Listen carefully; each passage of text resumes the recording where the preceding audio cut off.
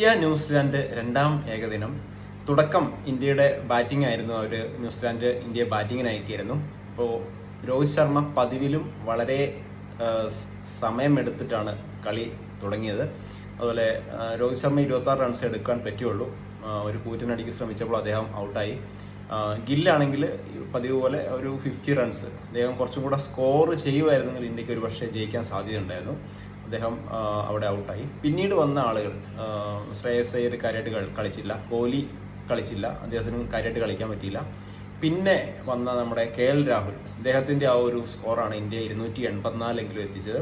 അദ്ദേഹത്തിൻ്റെ കൂടെ വാലറ്റത്ത് ചെറുത്ത് നിൽക്കാൻ, അതായത് കൂറ്റനടിക്ക് ആരും ഇല്ലാതായിപ്പോയി. അതാണ് ഇന്ത്യയുടെ ഒരു സ്കോർ ഒരു 30 റൺസെങ്കിലും അവിടെ കുറഞ്ഞത്. അപ്പം ആ ഒരു 30 റൺസ് നേടാൻ ഹർഷിത് റാണയ്ക്ക് കഴിഞ്ഞില്ല, അല്ലെങ്കിൽ നിതീഷ് കുമാർ റെഡ്ഡിക്ക് കഴിഞ്ഞില്ല.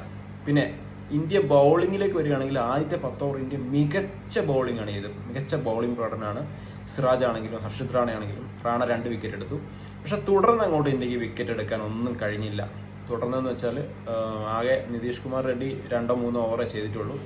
പിന്നെ മികച്ച സ്പിന്നറായ നമ്മുടെ കുൽദീപ് യാദവിനെ നന്നായിട്ട് അടിക്കുകയും ചെയ്തു. അപ്പോൾ അവർ നോക്കുകയാണെങ്കിൽ കോൺവേ, നിക്കോൾസ് അവർ പെട്ടെന്ന് ഔട്ടായി. ശേഷം വന്ന വില്യങ് ആണെങ്കിൽ തുടക്കത്തിൽ നല്ല പേടിച്ച കളിച്ച്, നിങ്ങൾ ശ്രദ്ധിച്ചോന്ന് അറിയത്തില്ല, നല്ല പേടിയുണ്ടായിരുന്നു കളിക്കാൻ. പിന്നെ അദ്ദേഹം മിച്ചലിന്റെ കൂടെ, മിച്ചൽ എന്ന് പറഞ്ഞാൽ നമുക്ക് അങ്ങോട്ട് വെറുത്ത് പോകുന്ന ഒരു ബാറ്റ്സ്മാൻ. പിന്നെ അത്രയ്ക്ക് ഇന്ത്യ അങ്ങോട്ട് ഡൊമിനന്റ് ബാറ്റ്സ്മാൻ. അദ്ദേഹത്തിന്റെ ആ ഒരു ആറ്റിറ്റ്യൂഡ്, ബോഡി ആറ്റിറ്റ്യൂഡൊക്കെ നിങ്ങൾ കണ്ടോന്നറിയില്ല.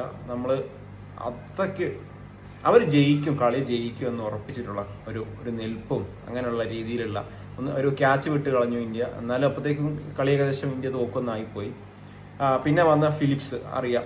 അപ്പം ഇന്ത്യക്ക് എന്ന് വെച്ചാൽ ഒരു 330 റൺസ് നേടിയെങ്കിൽ മാത്രമേ ഇന്നലെ കളിക്കാൻ ഒരു ജയം എന്നുള്ള കാര്യം ഉണ്ടാവുകയുള്ളൂ. ഞാനൊരു വീഡിയോ ഇതിനെപ്പറ്റി ചെയ്തിരുന്നു, മെയിൻ വീഡിയോ ആയിട്ട് ചെയ്തിരുന്നു. പക്ഷെ ഒരാളാണ് കണ്ടത് ആ വീഡിയോ. എന്താ അറിയില്ല, നമ്മുടെ വലിയ വീഡിയോയ്ക്ക് വ്യൂ കിട്ടുന്നില്ല. അപ്പോൾ ആ വീഡിയോ കൂടെ നിങ്ങൾ കഴിവെങ്കിൽ ഒന്ന് കാണുക. Thank you for watching. ഈ വീഡിയോ നിങ്ങൾ ഒന്ന് സബ്സ്ക്രൈബ് ചെയ്ത് മറ്റുള്ളവരിലേക്ക് ഒന്ന് ഷെയർ ചെയ്യുക. Thank you.